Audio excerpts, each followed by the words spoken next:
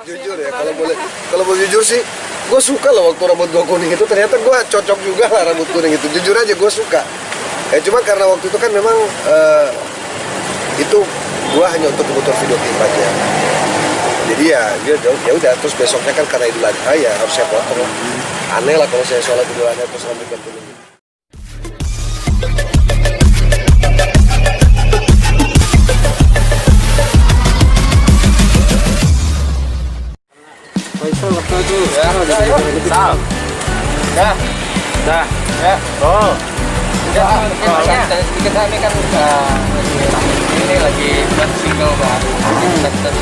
Ya alhamdulillah kemarin per tanggal 18 yang saya impikan, yang saya cita-citakan punya album solo sedari dulu itu bisa bisa terlaksana. Alhamdulillah 8 lagu udah rilis secara fisik albumnya, jadi bukan hanya sebatas di platform digital aja, tapi ada album fisiknya, judulnya Di Atas Langit. Dan kemarin video klipnya udah tayang di YouTube Trinity. Single pertamanya itu Sumpah Demi Apa. Sumpah Demi Apa itu lagunya yang buat teman gua, Vicky namanya. Gue sengaja karena gue pengen nyoba kalau gue bawain lagu orang di luar Ungu itu kira-kira rasanya kayak apa sih. Nah, jadi gue pakai teman gue yang namanya Vicky, dia nulis 5 lagu di album Di Atas Langit, gue nulis 3 lagu. Nah, lagu single pertama gue sengaja pengennya jangan lagu gue, lagu Vicky dulu aja. Karena Vicky ini kebetulan juga teman gue dari Palu juga, kualitasnya bagus banget. Gue pengen supaya dia juga bisa ngambil peran di album gue supaya gaungnya nasional, terus Vicky-nya sendiri juga bisa dapat kesempatan untuk bisa berkolaborasi secara nasional. Gaungnya apa sih? Nyanyi solo, nggak ada bedanya sih, sama aja, cuman lagunya aja berbeda, terus konsep albumnya juga berbeda. Kalau lagu solo itu sama sekali tidak ada sentuhan Ungu, maksudnya tidak ada sentuhan teknis dari teman-teman Ungu. Kalau di Ungu ya full Ungu yang main. Gimana? Mungkin kenapa memutuskan untuk membuat album dan single? Mungkin nyanyi sendiri gitu. Setiap vokalis, setiap penyanyi itu pasti mengidam-idamkan punya album solo. Entah dia sudah punya band sebelumnya, atau dia sudah punya band sebelumnya, atau grup vokal sebelumnya. Kan kita lihat banyak contoh grup vokal tiba-tiba solo, ada masing-masing bisa bikin solo. Ada orang yang ngeband, full band, tiba-tiba vokalisnya solo. Dan tidak jarang juga drummernya nyanyi juga jadi solois gitu. Kan banyak, kayak dulu misalnya contoh kayak Marcel itu kan dulu drummer misalnya. Tiba-tiba dia nyanyi juga dan bagus juga gitu kan ternyata. Itu contoh. Dan alhamdulillah yang paling utama sebenarnya teman-teman Ungu ngedukung apa enggak? Teman-teman Ungu ngedukung banget. Ya udahlah bro, lu ini aja lah. Anggap aja transisi gitu kan, transisi. Jadi udah mau beres kerjaan di Palu. Ya udah lu solo dulu deh, Insya Allah tahun depan panjang umur kita sudah siap produksi untuk Ungu. Gue juga kangen banget buat album Ungu. Udah kangen dengan suasana studio, udah kangen dengan manggung, makanya kita berharap ya udahlah biarin aja deh 2020 ini benar-benar tahun Covid banget, tapi Januari please dong.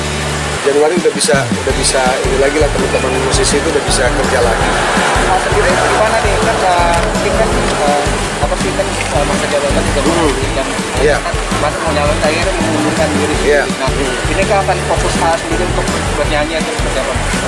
Ya bukan fokus tapi kembali lagi dengan aktivitas sebelumnya loh. Ya, selesai masa jabatan kan kurang lebih Februari.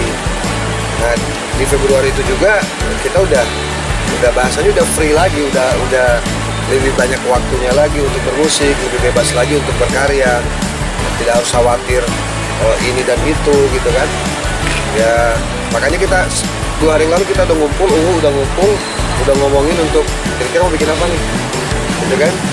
Karena saya berharap pandemi ini tidak menjadi penghalang kita untuk berkarya. Makanya ya saya nggak tahu ya, kayaknya cuma Pasha deh ngeluarin album full fisik di tengah-tengah masa pandemi ini gitu kan. Itu sebagai bukti, sebagai motivasi juga buat teman-teman lain bahwa ya kita masih bisa berkarya kok walaupun pandemi gitu. Persoalan nanti laku apa enggak, orang suka apa enggak itu urusan nanti, yang penting karya dulu yang kita ke depan. Proses berapa proses pembuatan album sendiri dan album gue bikinnya di Palu. Album gue bikinnya di Palu, di studionya Vicky. Terus termasuk mixing mastering teman-teman di sana semua. Gue libatin di sana. Memang pure teman-teman yang di sana aja. Tapi insya Allah kualitasnya juga nggak usah diraguin. Itu kalau kita akumulasi waktunya ya kurang lebih sebulan lah sama mixing mastering. Berarti ini pertama kali ya Afan di Solo. Solo berapa kali? Selama itu berapa tahun ini? Persis 20 tahun. Gue tuh berkarir tahun 2000, berkarir di musik, sekarang 2020. Jadi saya nunggu 20 tahun untuk punya album solo. Gitu. Alhamdulillah responnya bagus banget karena kemarin yang pre-order untuk CD albumnya itu sudah sampai ke 100 ribu keping CD. Malah kita yang agak lambat nih untuk nyetaknya lagi karena kita nggak nyangka kalau sampai segitunya kan. Nah rupanya kalau kita ngeliat dari grafik permintaan, berarti sebenarnya masyarakat kita rindu juga dengan konsep CD album itu kan, walaupun orang bilang sekarang udah zamannya digital segala macam, tapi ternyata masih cukup banyak orang-orang kayak lu lah gitu, misalnya orang-orang tradisional, pendengar tradisional yang mendengarkan lagu tuh lewat CD kayak gitu. Sendiri gimana nih? Kan mungkin aktivitas lagi banyak nih di Jakarta sendiri. Nah, itu kan bolak-balik masih jabatan masih langsung. Iya. Bolak-balik gimana, ada kesulitan gitu nggak? Enggak sih. Orang sekarang kan Palu Jakarta Palu udah direct. Udah langsung, ya memang penerbangan agak lumayan sih 2,5 jam gitu kan. Tapi kan selama tidak meninggalkan tugas saya kira nggak ada persoalan. Toh juga saya banyak kegiatan di Jakarta juga seperti itu. Sendiri ketakutan nggak sih sendiri karena kan banyak rekan-rekan artis juga nih pada kena COVID. Nah, sendiri untuk menjaga atau ada rasa ketakutan sendiri nggak buat banyak artis? Kita pasti yang pasti kita prihatin dengan situasi ini. Banyak teman-teman artis, banyak teman-teman yang kemudian juga secara langsung terdampak oleh COVID ya. Banyak public figure, tokoh-tokoh saya lihat luar biasa. Ya saya juga tidak boleh nganggap enteng sih sebenarnya. Ya kita harus disiplin diri ya. Kita nggak bisa percaya siapa-siapa soalnya kalau kayak gini situasinya. Ya buktinya, minta maaf, buktinya tokoh-tokoh pemimpin kita yang kepala-kepala lembaga yang pasti kita yakin banget dia sangat tertib ya, sangat tertib untuk dirinya dia, untuk kesehatannya dia. Itu aja masih kena. Nah gimana kita yang mungkin masih agak-agak bukan cuek sih, maksudnya sosok berani yang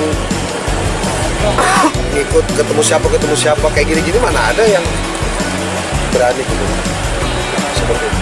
Mau dipotong kemarin kan yang rambut Iya. dipotong sendiri. Mungkin nanti kalau Februari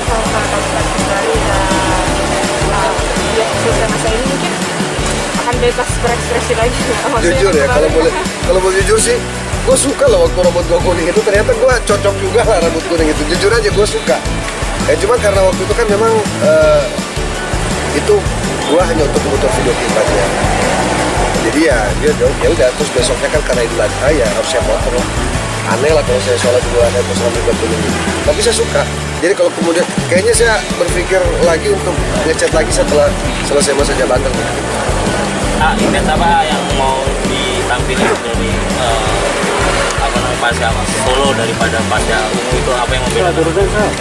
Kalau kita lihat dari cover albumnya, memang di situ kelihatan sekali Pasha seakan-akan pengen nunjukin bahwa dia udah dewasa, ya, menggunakan coat, berdasi, gitu kan, rambutnya juga ala-ala eksekutif lah. Memang sangat berbeda dengan Ungu gitu. Tapi bukan gue so tua sih, memang ya itu tadi, karena gue pengen terlihat beda, bukan membedakan diri ya. Terlihat beda itu dalam artian, maksudnya gue harus berpenampilan terlalu santai lagi kayak di Ungu, misalnya kayak cover Ungu yang betul-betul ngeband gitu. Ya, gue pengen ini ada sesuatu yang paling tidak masyarakat bisa memberikan penilaian, oh iya ini solonya Pasha beda nih, dari covernya juga udah beda, lagu-lagunya juga beda sih, beda yang Enda buat, Onci buat, yang gue nyanyiin sama yang gue buat sendiri terus yang fake buat juga. Oke, sip bro, aman? Sip, tos ya.